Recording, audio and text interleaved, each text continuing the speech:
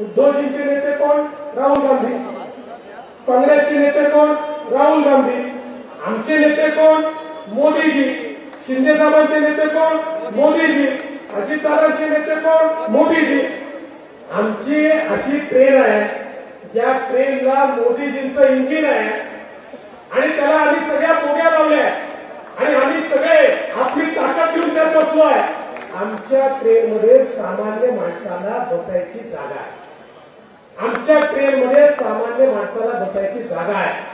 पण हे जे काही इंडिया आघाडी तयार झाली आहे, या इंडिया आघाडीमध्ये प्रत्येक जण स्वतःला इंजिन समजतो आणि त्यामुळे एक इंजिन बोरीवलीकडे नेतो तर दुसरा इंजिन दक्षिण मुंबईकडे नेतो, एक उत्तरकडे नेतो तर दुसरा पश्चिमकडे नेतो.